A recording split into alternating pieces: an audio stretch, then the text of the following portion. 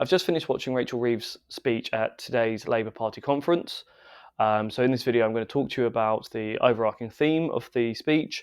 I'm going to talk to you about the policies that she's announced that she'll bring into play if Labour win the next election. And I'm going to talk you through some of my views on her speech, the policies that she's announced, and how the speech, the two-party conferences have been going overall. Hi everyone, I'm Richard Winslow of Over 50s Money. As always, if you'd like to keep up to date with these political speeches as and when they happen, my views on those speeches, and obviously the off-gym consultations as they happen, please do subscribe to the Over 50s Money YouTube channel and turn on notifications. That way you'll be notified as soon as I post a new video. Thank you. Okay, so I've just got round to watching Rachel Reeves' speech today. She's the Shadow Chancellor of the Exchequer in the Labour Party. And so in this video, I'm just going to quickly go through the overarching themes, then talk to you about the policies that she's announced, and then I'll talk to you about my views. So the overarching theme of the speech that she gave today, and I don't know if this is par for the course with other Labour speeches. This is the first and only Labour speech I've watched from their conference so far, but it was about attacking the Tories. Labour's biggest selling point at the moment is they are not the Tories. And it's a strong selling point at this point because there's so much to attack the Tories on over the last 3 to 5 years that all they have to do is list them and go, we won't do that, or we'll fix that, which is very much what she did with a lot of her speech. It's an easy stance to take. I suppose my mindset, if you're looking at just the main two parties, the incumbent Conservatives and the Labour Party, who seem to be winning the polls at the moment, then Conservatives have had 13 years, and in the last few, they've done a lot of things wrong. They've made a lot of mistakes, and they're a very easy target for every other party to say, we just won't do that, or we'll fix those problems that they've caused. Labour haven't been in power for 13 years. They're the opposition party, so they seem to have the next most votes, and it's very easy for them to say, we'll do better, we'll do things differently, but they're not tried and tested. So that's the difference. With the Tories, you know what you're getting. And a lot of that has been blunders. The Labour Party can point out all of those blunders, but they've not been in power for 13 years. And you don't know if they're going to make mistakes as well. So is it better the devil you know, or is it fix something that's broken? That's sort of where this election will end up. Okay, so that's all I wanted to say on the overarching theme. I now want to get into the policies because she said quite a lot in this speech, and I'm going to try and squeeze it all in. There may be some dodgy cuts in this video where I've had to turn around and have a look, but in general, her overarching theme, the policies that she's announced are all about bringing in security, economic security, and she attacked the Tories on the economic insecurity they've left the UK in, and she plans to do basically everything she can to overturn all of the mistakes that the Tories have put into play. So, for example, she listed 3 policies that she wants to bring in. First thing she's going to do as Chancellor of the Exchequer, which will be to properly enforce the Ministerial Code's private jet usage policies. So she attacked the Tories on that, and I've not seen anything in the news about it, but perhaps there's a lot of wrongdoing there on the Tories. She's implied that they misused that policy, and they overuse private jets, and so they're going to properly enforce the Ministerial Code. Apparently, there's code on the use of private jets by ministers. So yeah, that's her first policy. The second one was to remove the non-dom status. So this was an attack at Rishi because his wife held non-dom status. She avoided hundreds of millions of pounds of UK tax. For those of you that don't know, a non-dom status is someone that can say that they're a non-domicile of the UK, but they live in the UK, and therefore they don't have to pay UK taxes on earnings earned abroad. So as a UK citizen, you have to pay taxes on any investment income you get or dividends, things like that, from abroad, from other countries, whereas a non-dom can have that income from abroad tax-free, at least UK tax-free. It's estimated there's about £3.2 billion a year in taxes that we're missing out on if we did get rid of that status. Since Rishi's wife has been highlighted as using the non-dom status, she's committed to paying UK taxes on all of her foreign investment income. However, she has retained the non-dom status, so that implies to me that if Rishi doesn't win, she'll just go back to claiming the tax exemptions once some of the public pressure is eased off. Which is not great, but it's fair enough. It's probably the smart move for her and her family. There are around 26,000 non-doms in the UK. And the Tories' argument for not getting rid of that status is that the investments they bring into the UK, the money they spend here, far outweighs the benefit of the £3.2 billion in taxes. But studies done last year by the University of Warwick and LSE show that actually that's not true. The Conservatives assumed or always said that most of those 26,000 people would leave the country and would lose a lot of money. The research done last year by LSE and the University of Warwick said that around 0.3% of those people would leave, so about 100 people would leave, and we'd still end up about £3 billion a year better off in tax revenue. So Labour wanting to get rid of that, I'm a fan of. I agree with that policy. The third tax loophole that Rachel said she wants to get rid of, which again I agree with, and again is an attack on Tories, because it's a loophole that the top 1% benefit from, and obviously the Tories always target, they believe in trickle-down economics, help the richest first, and it'll all trickle down to the rest of us. So the third thing that she wants to get rid of is tax loopholes that stop private schools from being VAT exempt and not paying business rates. So she wants to make sure private schools are paying their fair share of tax. And some other tax stuff that she mentioned. So she will put into law that if a government wants to make permanent and significant tax or spending changes, they have to get an independent review conducted by the Office for Budget Responsibility put into play. Again, that's a dig at the Tories because Liz Truss and Kwasi Kwarteng didn't get that done. It was the first time in like 30 or 40 years that a budget had been announced that hadn't had scrutiny by the Office for Budget Responsibility. It was a big thing in the media last year. So she wants to make that law so that no government could do it again in the future. One other thing I wanted to point out is that she'll be employing a COVID corruption commissioner.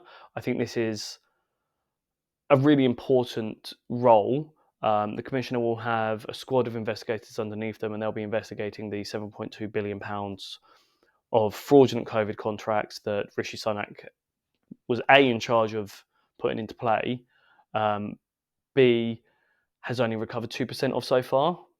Hopefully that's beneficial for us. I'm hoping they'll recoup a lot of the money and not waste as much as it's going to cost for the investigators and the COVID commissioner, or the COVID corruption commissioner, sorry. But I do think that's a good policy to make, or a good role to create. She also wants tax giants to pay their fair share of taxes, so there's less pressure on small businesses and SMEs in the UK. So that's online tech giants specifically who aren't paying their fair share of taxes, according to her. So she wants to enforce that. She was also talking about putting in place a proper windfall tax on the energy giants that benefited from the crisis over the last couple of years, which, if you've watched any of my videos before, you know I'm wholeheartedly in support of that. I don't think the windfall tax went far enough, and for those of you that are going to state the percentages of the windfall tax, you need to remember that the government also gave tax cuts if they invested their profits into infrastructure for green energy. So companies like Shell Energy paid next to no tax last year, even though they had billions upon billions of pounds of profit in the UK. They paid next to no UK tax because they just invested all of their money into renewable technologies and therefore didn't need to pay taxes here because they get tax cuts from us, which I think is unfair. That included the windfall tax. So yeah, I do think putting a proper windfall tax onto energy giants, especially after British Gas announced a 10 times record profit levels for the first half of this year, that needs to be taxed properly so that the British people can get some of our money back. So she's doing a lot on the tax front.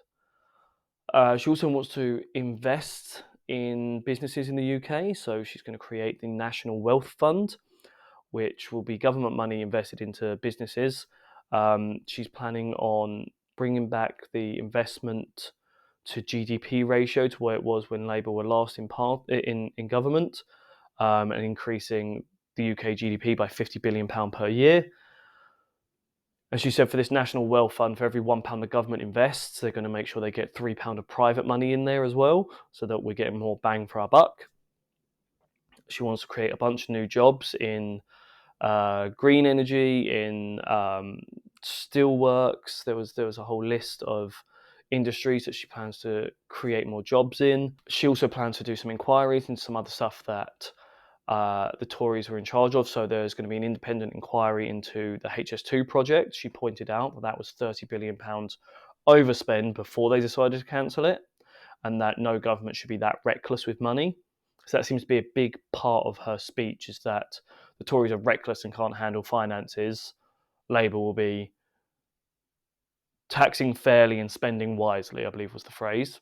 She also currently has some members of her team going through every government project that's currently in place, line by line, and working out which are overdue, which are running behind on timelines, which have overspent, and working up an action plan so that if Labour win the election next year, they'll be able to hit the ground running effectively on all of these projects and to try and bring them back up to speed and back in line with budgets, and to have effectively a clear plan of how to continue the government projects that are currently in play, which I think is actually a very smart thing to do. A lot of times, governments, when it goes from one party to another, there's a mismatch. The parties aren't aligned, and therefore a lot of the projects get lost or cancelled straight away. And I'm sure that will happen, but it's nice to know they're trying to at least come up with a plan for some of these projects, which would be useful.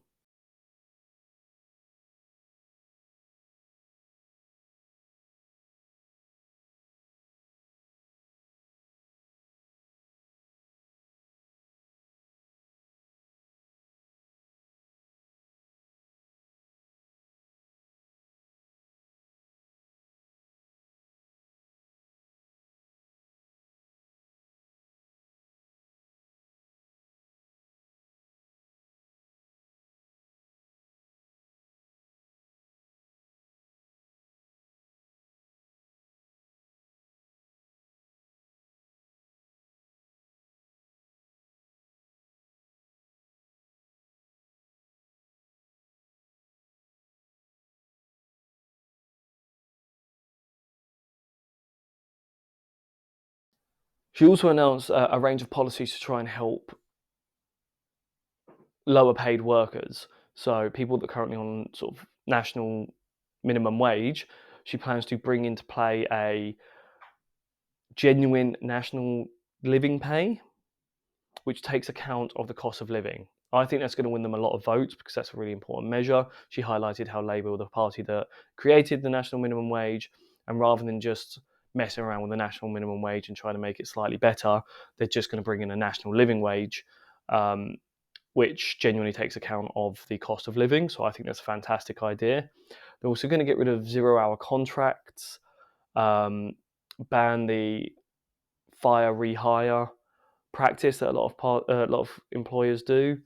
I personally am not a massive fan of the idea of getting rid of 0-hour contracts.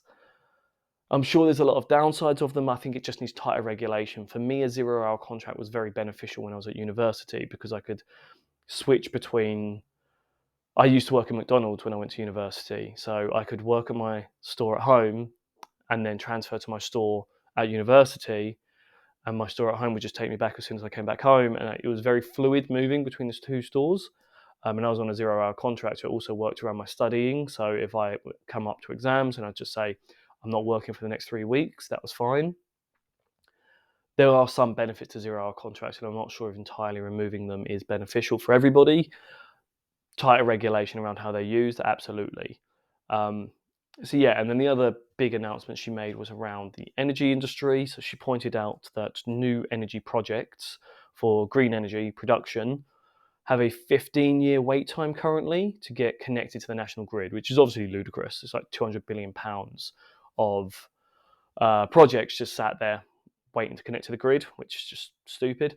So she's planning to rewire Britain and to change all of that. And there's a bunch of contracts she's going to bring into play. She's also going to create Great British Energy as an energy company, so that the people of the UK can have a stake in the energy industry. I'm not 100% sure on what that company will do, whether it's a supplier, a generator, whether it's just working in transmissions. I'm sure there'll be more about it later, But to me, that is a positive. And I did say in my last video that I'm probably going to sway towards the party that has the better energy initiatives. And so far, Labour does sound to be that part. Sound like it's going to be that party. Although, as someone mentioned in the comments, there are other parties apart from Conservatives and Labour, and I'm not set on either of these two parties. If there's a better party for the energy industry, I will vote that way, and I'll tell you about them and their policies once I see it. Obviously, we've got a long time until the election yet anyway, so there's going to be more videos like this. So yeah, that's everything I wanted to say on Rachel's speech. I think my overarching feelings towards it are that they've got an easy job of just attacking the Tories on all of their mistakes and saying, we'll fix this, we won't do that. They even put in a couple of bits, she even put in a couple of bits about making the right decisions for the future and building for the future to mirror or echo what the Tories were saying. So those that say that Labour aren't planning for the future are proven wrong in this point, which I think was smart. As I say, it's an easy job at the moment to try and just say what the Tories have done wrong. Vote for us because we're not the Tories, effectively what she's saying. Labour aren't tried and tested, at least haven't been for the last 13 years. We don't know how they would have reacted in a lot of these situations. And we don't know if they were actually going to come through with all of their promises. But if you're looking at polls at the moment, I think a race isn't over till it's over. But at the moment, the Labour are the clear favourites of the country. And I think that's because people are just tired of Tory excuses and all the negative headlines around Tories. So I do think it looks like it's going to sway that way. I'm currently swaying that way out of those two parties. As I said, I am going to look into the other parties that are in the race, and my vote will end up ultimately on whoever's got the most effective energy policies. But yeah, that's pretty much everything I want to say on that speech. I'll be back with another video tomorrow on Keir Starmer's speech. I'll try and write both of these videos up into articles as well. If I've managed to do that, there'll be links in the description to this video. So just look below the video in the description for a link to the written content if you want to see that. If you want to see more of these political videos as we approach the election, or if you want to keep up to date with the Ofgem consultations or the Ofcom consultations on that petition, please subscribe to the Over 50s Money YouTube channel. It helps keep us afloat. The more people we can reach, the more people we can help. Don't forget to turn on notifications, like this video, share it around with your friends and family online. Thank you for watching, and I'll see you tomorrow.